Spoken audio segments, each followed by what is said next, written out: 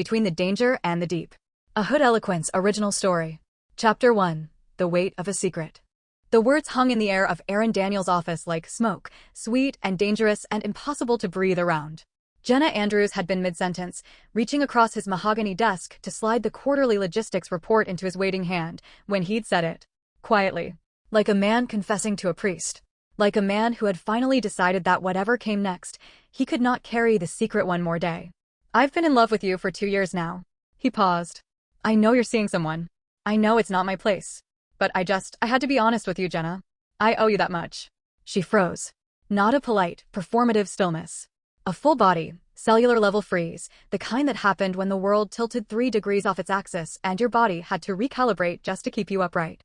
The folder slipped from her fingers and landed on the edge of the desk with a soft, papery slap that neither of them acknowledged. Slowly, she turned.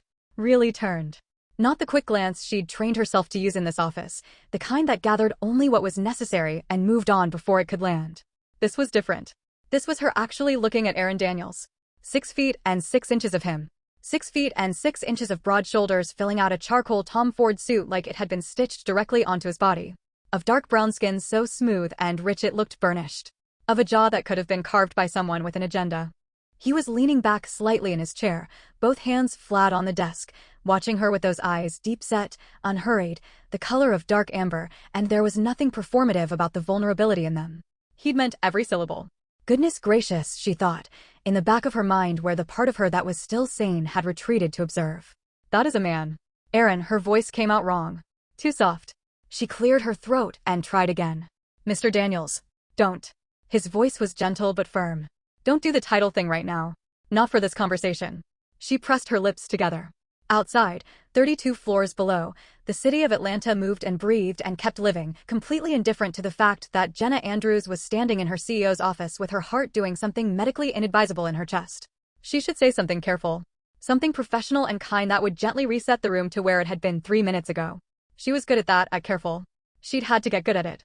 But Aaron's eyes were still on hers, patient as a tide, and the thing she actually felt, the thing she'd been managing for 2 years with the same disciplined, exhausting vigilance she applied to every other dangerous element of her life, stirred in her chest like something waking up. I need you to know, she said carefully, that what you just said, I'm not dismissing it. Something moved across his face. Not relief, not quite. More like a man who'd braced for a blow and felt it land softer than he'd expected.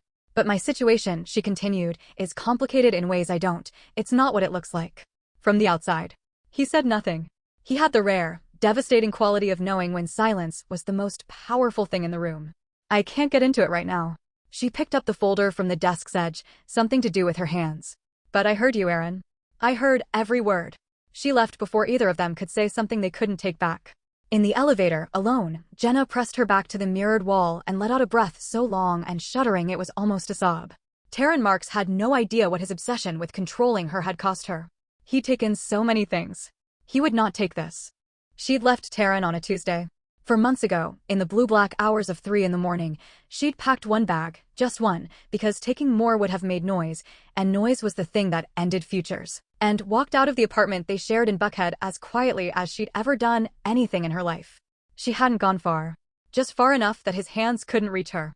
A sublet in East Atlanta, cash paid to a woman named Denise, who asked no questions and had a deadbolt that would slow anyone down. She'd been hit for the last time. She'd made herself that promise on the floor of their bathroom with her lips split open and the taste of copper on her tongue, and she had kept it the only way she knew how, by disappearing before she could change her mind. What she hadn't anticipated was Officer Terron Marks, decorated, connected, feared in 3 precincts, using every resource at his disposal to find her. He'd driven past her sublet twice in a marked patrol car. Twice. As if daring her to call it in. To who? Half his department owed him a favor. The other half looked the other way because looking directly at Terron Marks had a way of becoming a career-limiting move. He'd shown up at the dry cleaners where she dropped off her blazers. He'd sat in his car outside the gym she'd switched to specifically because he didn't know about it. Last week, there had been a single red rose tucked under the windshield wiper of her car in the company parking garage, a garage with a keycard-only entrance that she had never given him access to. That last one had kept her awake for 3 nights. She'd been doing her best to keep her 2 worlds sealed from each other.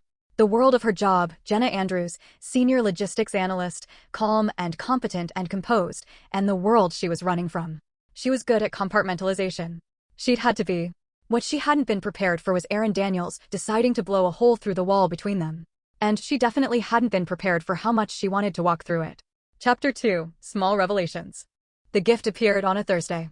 Jena arrived at her desk at 7:42, 18 minutes before anyone else on the logistics floor typically showed up, because early mornings were the only part of her day that felt entirely hers. Coffee from the cart downstairs. The low ambient hum of the building waking up around her. Quiet that didn't feel like the held breath before something bad. On her desk, beside her keyboard, sat a small cream-colored box with no card. Inside, nested in tissue paper the color of champagne, was a bracelet delicate, rose gold, threaded with tiny charms. She lifted it and turned it in the early light. A compass. A stack of books. A tiny bird in flight. Her throat tightened.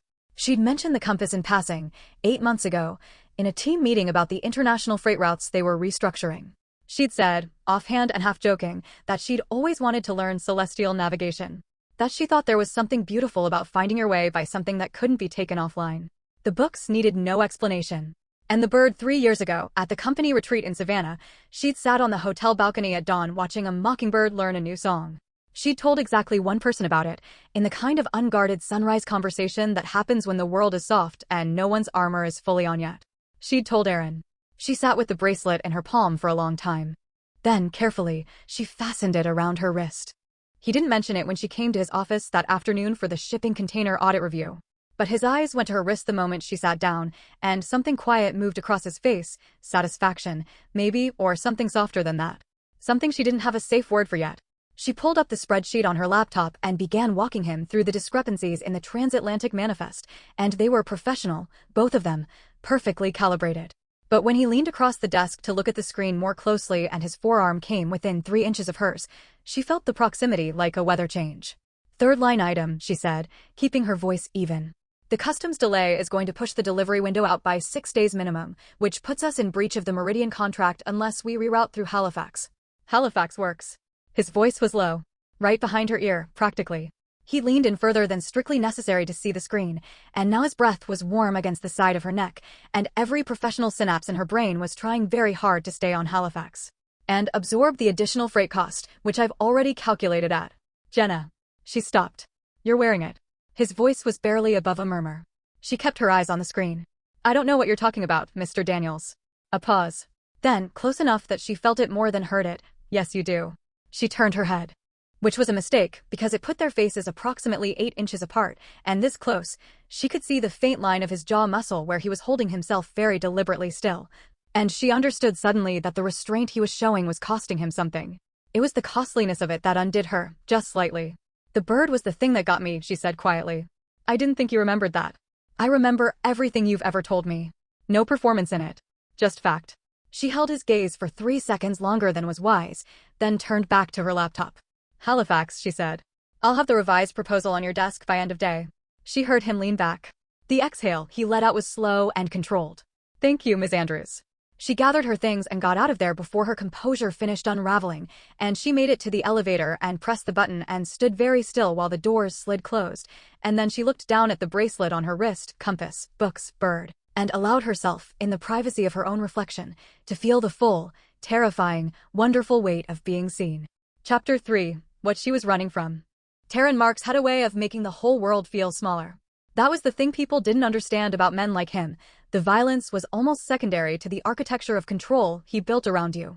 By the time a hand was raised, you'd already been living in a structure he'd constructed, brick by brick, where every room led back to him. He'd been charming first. That was always first. He had a smile that could clear a room in the best way, the kind of easy, broad confidence that read as safety, and she had been so hungry for safety back then. She'd just moved to Atlanta. She'd just gotten the job at Meridian Consolidated. She'd been 26 and ambitious and alone in a city that hadn't learned her name yet. Terron had known everyone, opened every door, made her feel like she'd landed somewhere solid. It took 10 months for her to understand that what she'd actually landed in was a net. The control came gradually, then all at once. First the small corrections, the way she dressed, the friends he didn't have time for, the family calls that made him sulk. Then the accountability. Her location, her schedule, her passwords. Then the first time his hand moved in anger, and the apology that followed was so total, so devastated, that she let herself believe it was an aberration. It wasn't. He hit her 4 times over 3 years. And after the last time, after she'd sat on the bathroom floor long enough for the tile to leave prints on her knees, she'd made the calculation that most people in her position made. She weighed the danger of staying against the danger of leaving a man with a badge and connections who had already told her, in the quiet voice he saved for his most important promises, that she would never get away from him. She'd chosen the danger of leaving. She hadn't told anyone. Not her mother. Her mother would worry herself into a hospital bed. Not her colleagues. Terron knew people at Meridian, had shown up at her company Christmas party twice, laughing and handsome and beloved. Not Aaron. The idea of Aaron knowing was something she couldn't untangle yet. She wasn't sure if it was pride or protection. Maybe both. There was also the matter of the inheritance. Her grandmother, Essie Andrews, had passed in January. She'd left Jena her house in Decatur, the property in Stone Mountain, and a trust that would fully transfer in 6 weeks, when Jena turned 30. Terron had known about the inheritance before Jena had fully processed it. He'd started talking about it in the comfortable, proprietary way he talked about everything he considered his. Had already decided what they'd do with it. Already spent it in his mind. The inheritance was part of why he couldn't let her go. She understood that now. She was not a person to him anymore. She was an asset with a divestiture date. And she had 6 weeks to survive until that money was legally, unambiguously hers. After that, she could move. Start over somewhere far enough that even Terron's reach had limits. The problem was the rose under the windshield. The problem was that he was getting closer. She was walking to the parking garage at 6:48, later than she'd intended because the Halifax reroute had cascaded into a full reprojection of the Q3 freight schedule, when she heard the footsteps. Measured. Unhurried. Behind her. She kept walking. Didn't look back. Her keys were already in her hand, the small tactical keychain she'd bought 6 weeks ago pressed between her fingers. You look good, Jena. She stopped. Terron Marks stepped into the cone of the parking structure light like he'd been placed there. He was in civilian clothes, dark jeans, a bomber jacket, but off-duty didn't change what he was, and she felt the familiar restructuring of her nervous system, the way her body went very quiet and very alert at the same time. He was handsome. She still noticed it with a kind of exhausted clarity. The broad, clean-cut face. The easy stance. He held himself like a man who'd never been refused anything and had stopped being surprised by that fact. You're not supposed to be here, Terron. I just wanted to talk. He smiled. That smile. You never let me explain. There's nothing to explain. He took one step forward. She didn't step back. She learned that lesson the hard way, that stepping back invited the next step forward, but everything in her locked into readiness. Your grandmother's money clears in 6 weeks, he said, and the pleasantness in his voice had acquired an edge now, thin as paper, sharp as a blade. I think we should talk about the future. Together. There is no together, Terron. He looked at her for a moment, long, assessing. The way he looked at things he was deciding what to do with. Then the smile came back, all warmth and patience, as if she'd said something mildly incorrect that he'd get around to correcting. I'll let you think on it, he said. Take your time. He left. She stood in the parking structure until the sound of his footsteps faded completely. Then she walked to her car with her whole body trembling in the small, silent way that didn't show, the way she'd perfected over 3 years, and sat behind the locked doors for 7 minutes before she trusted her hands enough to drive. Chapter 4. The Truth Finds a Way. The second gift was a book. Not just any book. A first edition of Toni Morrison's Song of Solomon, the spine soft with age, a note tucked inside the front cover in handwriting she'd come to recognize even though she'd never seen more than a signature on company documents. You mentioned this was the one that made you decide language was worth fighting for. I've been looking for this copy for 14 months. She read the note 4 times. Then she sat down on her office chair and pressed the book against her chest like she was trying to absorb something from it. 14 months. He'd been looking for it for 14 months. She was in his office by 3 o'clock, and she closed the door behind her, a thing she'd never done, always left it at the company-appropriate 2-inch gap, and he looked up from his desk and went very still. You need to stop, she said. He waited.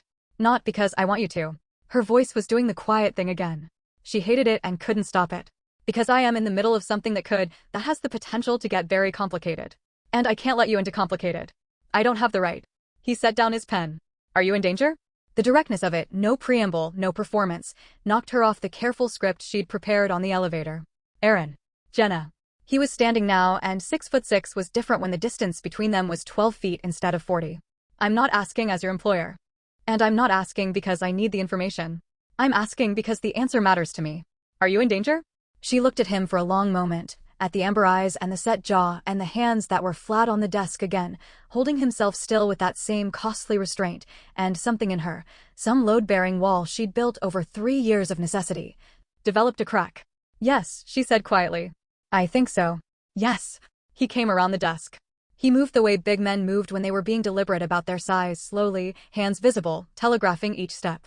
He stopped 4 feet from her. Far enough to be neutral. Close enough that she could see the muscle working in his throat. Tell me what you need, he said. Not what you think I can handle. What you need.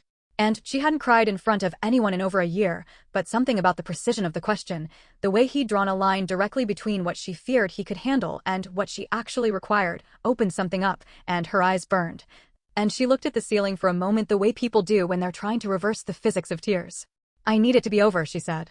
I need it to be over, and I need to survive the 6 weeks between now and the moment I can actually leave. Okay, he said. Just that. Like it was already resolved.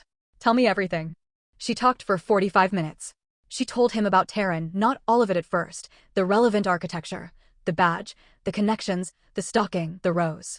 Then, because Aaron listened with his whole body, because he asked the right quiet questions and never once looked at her with pity, she told him the rest. The bathroom floor. The 4 times. The way he'd said she would never get away from him with the same calm certainty with which he might discuss the weather. Aaron's face didn't change much. His jaw got tight. His eyes went very dark and still. But he didn't perform outrage or shock in a way that made it about him, and she was grateful for that more than she knew how to say. The inheritance, he said when she finished. He knows about it. How much of the department is compromised? She blinked. What? The precinct. The officers who looked the other way. His voice was even. Precise. Do you have a sense of how deep it runs? A few names.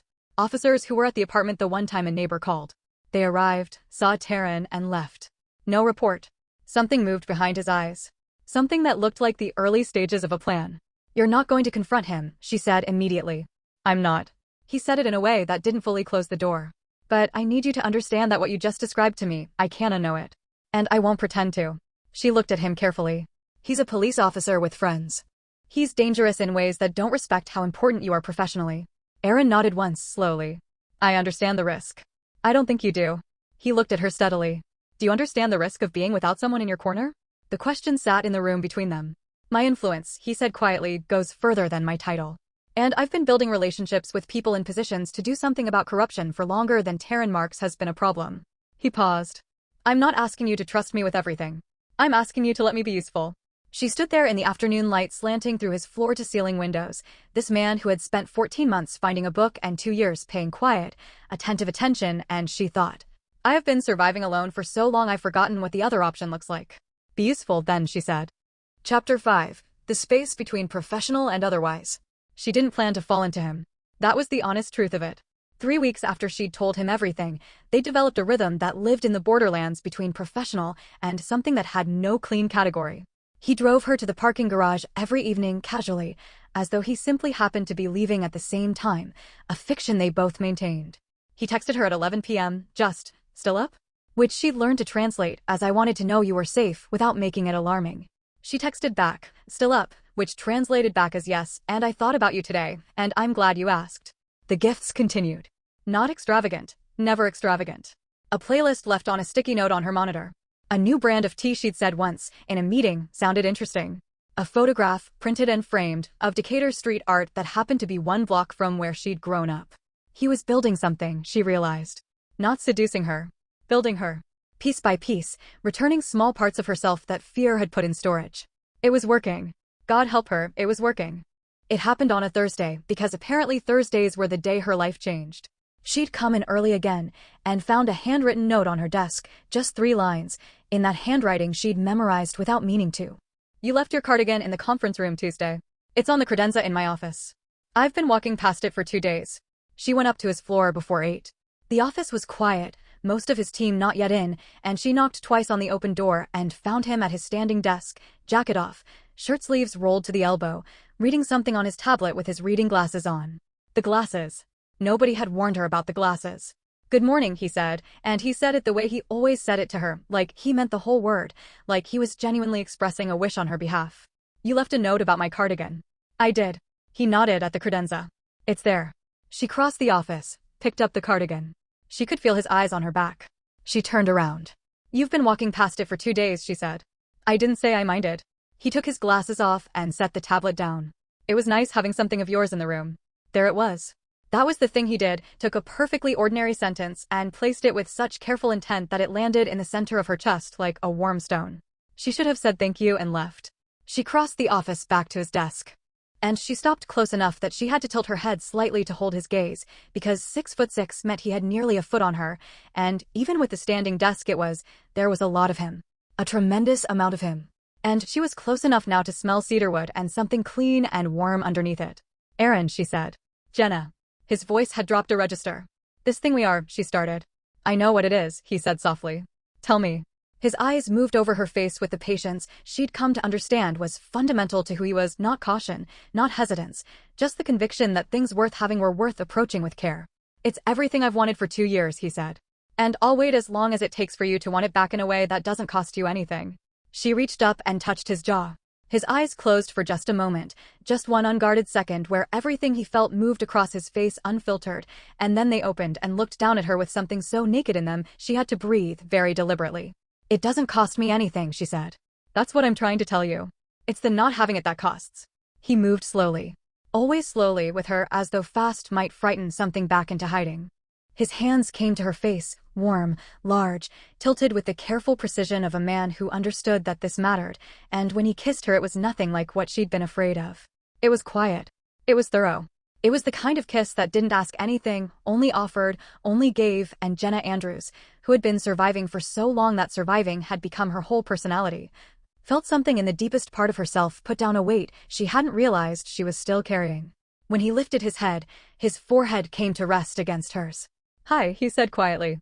She laughed, a real one, small and surprised. Hi. They kept it quiet. Between them it wasn't a secret, it was something they held carefully, the way you hold something precious until you're somewhere safe enough to set it down properly.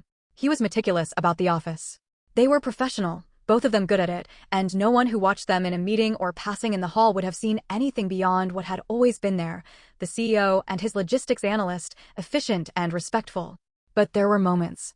A Tuesday afternoon, her presenting the Africa Freight Corridor analysis to the full executive team, and his eyes finding hers across the conference room with a warmth she felt in her sternum. An elevator, just the two of them at 7 p.m., his hand finding the small of her back for exactly 3 seconds before the doors opened. Thursday mornings, the early ones, when she arrived to find her coffee already on her desk, the exact order, from the exact cart downstairs, with a sticky note that said only, "Good morning." He was romancing her with the specific, patient fluency of a man who'd been paying attention for years. And she was, for the first time in a very long time, letting herself be romanced. "Tell me something you've never told anyone," he said one evening, in his office long after everyone else had gone, the city lit up outside like a second sky. She was in the chair across from his desk, legs folded under her, and he'd poured 2 glasses of bourbon from the cabinet she'd always pretended not to notice. "When I was 12, she said, I used to climb onto the roof of my grandmother's house and read by flashlight until 2 in the morning. I thought no one knew." "Who knew?" She smiled. "My grandmother. She left the roof hatch unlocked. Left snacks on the ledge outside my window." Something moved on his face. Softness and something older than that. "She sounds like someone I would have loved," he said. "She would have liked you," Jena said, and only afterward realized it was the most trust she'd extended yet, bringing the dead into the room. Letting them bless something. He reached across the desk and took her hand, and they sat like that for a while, city breathing below them, bourbon untouched, and she thought, this is what I was running toward. I just didn't know it had a name. Chapter 6, Closer. She'd been careful her whole adult life about what she let herself want. Need was a liability. Want was a door you left open.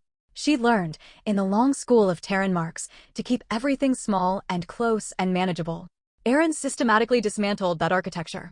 Not by force, by a relentless, gentle consistency that made small want feel safe, and then made larger want feel possible. After 3 weeks of careful, quiet, slow-burning everything, she stopped by his office at 6:15 on a Wednesday with a bottle of wine she'd been holding as an excuse and found him standing at the window in the dark, city lights making a mosaic of his face. And she put the wine on his desk and crossed to where he was and put her arms around him from behind, the whole width of his back in her arms, her cheek against his shoulder, and he went very still for a beat before his hands came up. To cover hers. "Jena." "I know," she said into his back. He turned in her arms, which was a rearrangement of the universe on a small scale, and looked down at her in the dark, and then he kissed her with considerably less patience than before.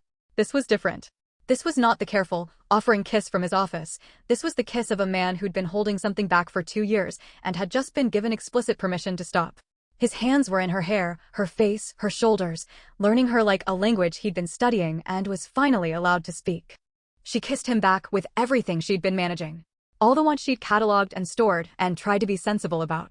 They stood at his window 32 floors above Atlanta, City witnessing, and let themselves be thoroughly undone by each other, mouths and hands and the soft, urgent vocabulary of people who'd waited long enough to know exactly what they were doing.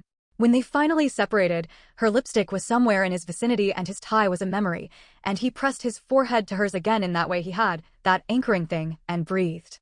"Move into my building," he said. She pulled back to look at him. "That's not with me." His voice was steady. "The building has a unit available. Secure. 24-hour desk. I know the owner." A pause. "I know the owner because I am the owner." She blinked. He had the grace to look slightly abashed. "I also own the parking structure, which is why I was able to add you to the access list and upgrade the camera coverage on level 2. He watched her face. "I should have told you sooner. I didn't want it to feel like you were running my life?" "Yes. Exactly that." She looked at him for a long moment. This man who owned buildings and parking structures and had been quietly fortifying her situation for months, without making it feel like a fortress she hadn't chosen. The distinction mattered. She knew the difference between a cage built by love and one built by ownership, and what Aaron was offering was something she'd never quite been offered before. A shelter with an open door. "I'll take it," she said. Chapter 7. The Net Tightens. Terron Marks had been promoted to detective 13 months ago.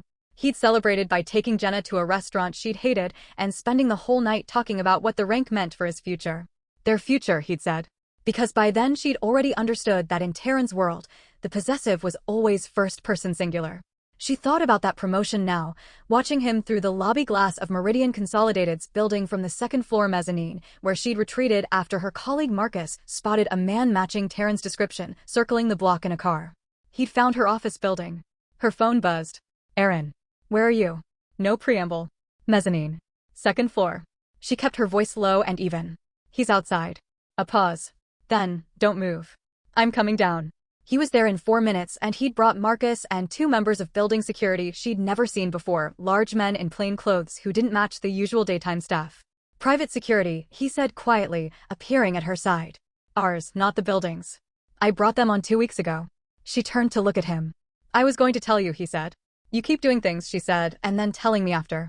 He had the grace not to be defensive about it. "I know. I'll stop doing that. But right now," he glanced toward the lobby, "I need you to let me handle the immediate situation and have the other conversation tonight."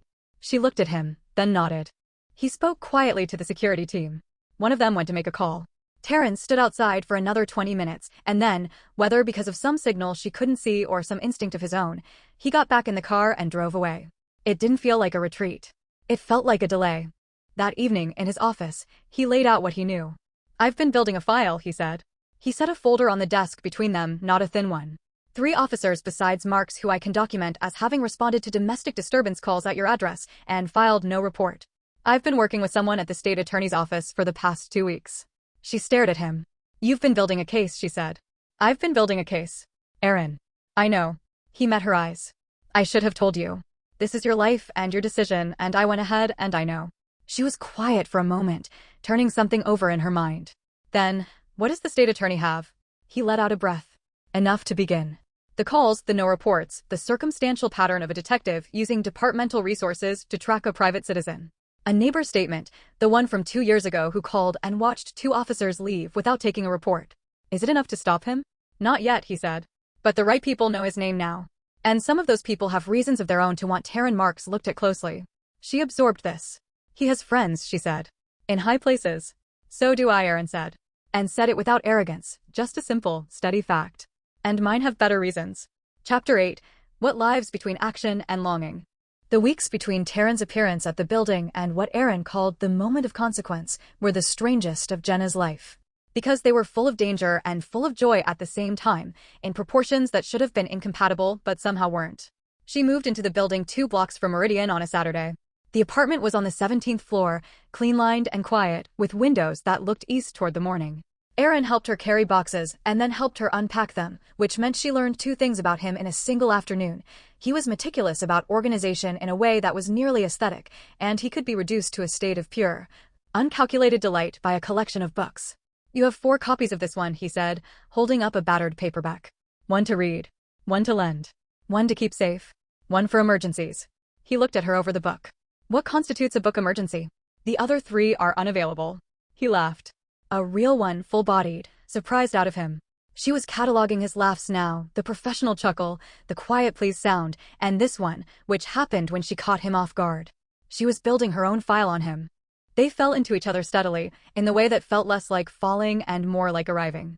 Weekend mornings with coffee and his absurd kitchen skills, the man could cook, genuinely, the kind of unhurried cooking that produced food that tasted like time and intention. Evenings on her 17th floor balcony with wine and the city below. Late nights when neither of them was ready to stop talking, on the couch with their legs tangled and the television on, and neither of them watching it. And the other things. The private things. The way he kissed her like he was in no hurry and had all the time in the world.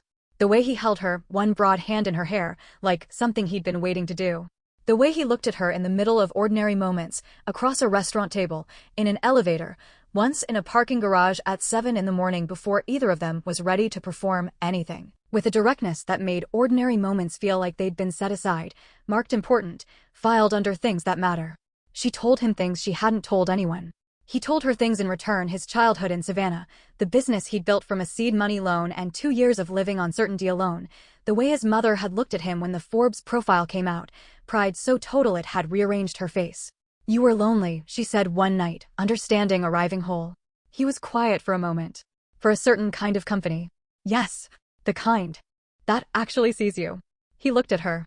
Yes, that kind.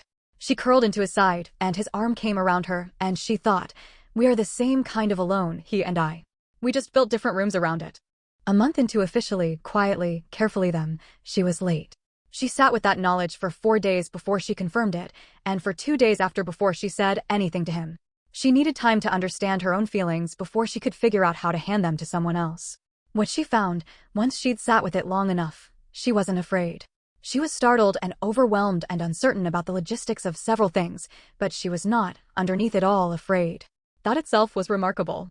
Fear had been the baseline for so long that its absence in a situation that should have produced it felt like a diagnostic result. She was on his couch on a Thursday evening, Thursdays, always Thursdays, with her hands folded in her lap, and he came in from the kitchen with 2 glasses of water and stopped when he saw her face. He set the glasses down. Tell me, he said. I'm pregnant, she said. The room was very still. Then Aaron sat down beside her, slowly, and took both her hands in his, and looked at her with the amber eyes that she'd spent 2 years trying not to drown in. How are you? He asked. Not what are we going to do? Not are you sure? Not any of the 1,000 other things that would have been about him, or about logistics, or about anything other than her. How are you? She felt the tears before she expected them, swift and clean. I'm scared, she said honestly. And I don't know how to explain this, I'm also okay. I think I'm okay. He brought her hands to his mouth and pressed them there for a moment, eyes closed. You're not alone, he said. Whatever okay looks like, you're not doing it alone. Do you understand me? I understand you. He gathered her into him, and she let herself be gathered, and outside his windows the city kept its lights and the world kept moving, and somewhere in the middle of the biggest complications of her life, Jena Andrews felt, for the first time in years, genuinely held. Chapter 9, The Reckoning. Terron Marks was arrested on a Tuesday. It didn't happen the way she'd imagined it in her darker moments. No confrontation, no scene, no moment where she had to stand in a room with him and be brave out loud. It happened while he was at a department function, in a room full of colleagues, and the 3 agents from the state attorney's office arrived with the kind of quiet efficiency that made it very clear this had been planned down to the timing. Corruption of official duties. Evidence tampering in 2 prior cases. Stalking under Georgia Code. Domestic battery, a charge that had required her statement, which she'd given in an office at the state attorney's while Aaron sat outside in the hallway because she'd asked him to be close, but not in the room, and he'd honored that precisely. The neighbor's statement had been the foundation. Aaron's documentation had been the architecture. The 2 other women she hadn't known about, whose names she'd learned from a prosecutor with careful eyes, had been the corroboration that made the case unassailable. 2 other women. She'd had to sit with that for a while. The knowledge that she hadn't been alone in this, even when she'd been alone in it. The complicated grief of that, and the solidarity, and the gratitude for women she'd never met who'd been brave enough to be on record. The officers who'd responded and not reported, 3 of them, were under internal investigation. It would be, the prosecutor told her, a process. These things were always processes. But the right machinery had been set in motion by the right hands, and Terron Marks was in custody, and his badge was in an evidence bag. And Jena Andrews drove home from the state attorney's office on a bright October afternoon and sat in her car in the parking structure of her building and cried until she was empty. Then she called Aaron. "It's done," she said. She heard him breathe. "Are you okay?" "I'm a lot of things," she said. "Okay is in there." "Where are you?" "Parking structure. Floor 1. He was there in 11 minutes. He came around to the driver's side and opened the door and crouched down to her level, 6'6", folding himself to be at eye level with her, a thing she'd never stop finding remarkable, and looked at her face. "Hi," he said. "Hi." Her voice was wrecked and she didn't care. "You did it," he said. "We did it." He shook his head slightly. "You did it. I helped move some pieces. You decided to survive. That's not the same thing." She reached out and held his face in her hands, the way he was always holding hers, and he let her, and she looked at him until she felt steady enough to stand. "Take me home," she said. He took her hand and walked her to the elevator, and he took her home. Chapter 10. What We Build Now. November arrived the way good things sometimes did, quietly, without announcement, with its hands full. The inheritance transferred on her birthday, and she stood at the window of her grandmother's house in Decatur, her house now, legally, finally, uncontestably hers, and tried to figure out what it felt like to be a person who wasn't running. It felt, she decided, like a very long exhale. Aaron had given her the day. Not because she'd asked, but because he knew her well enough now to understand that some things needed to be done alone first. He'd sent one text at 9 that morning, "Thinking of you and Essie today." The rest of the day was hers. She walked through every room of her grandmother's house, touched the places where the wood was worn smooth by 40 years of living. Found, in the kitchen drawer that always stuck, a recipe card in her grandmother's handwriting, banana pudding, with a note at the bottom in smaller letters that said simply, "For when things are hard, or good, it works for both." She took the recipe card and sat at the kitchen table and held it for a long time. Then she called her mother. They talked for an hour. She told her everything, the real version, the full version, the version she'd been protecting her mother from for 3 years. Her mother cried. Then Jena cried. Then her mother got very still in the particular way of Southern women who are moving from grief directly into logistics. "Tell me about this man," her mother said. Jena smiled. "He's 6 feet 6 inches. "Lord," said her mother. "Go on." She was 4 months pregnant and showing, just slightly, in the way that only she and Aaron could see yet, a softness, a shift in how her clothes fell, when he asked her to come to the rooftop of his building on a Friday evening. He'd said it casually. She should have known better. In her experience, Aaron Daniels' casual was always working overtime. The rooftop had been transformed. Not with grandeur, he knew her better than that. Strings of warm light strung at precisely the height of stars. Her grandmother's recipe for banana pudding on the table, which meant he'd called her mother, which meant this had been collaborative, which made her eyes sting before she'd even understood the full situation. He was standing at the rooftop's edge, city behind him, and he turned when she came through the door and his face did the thing it did when he saw her, that unguarded, immediate gladness, the thing he didn't bother performing because it was just true. "Hi," he said. "You called my mother," she said. "I did. She has opinions about banana pudding. She has opinions about everything." "I know. I like her very much." He came toward her, unhurried, and stopped close. "She told me something when I called."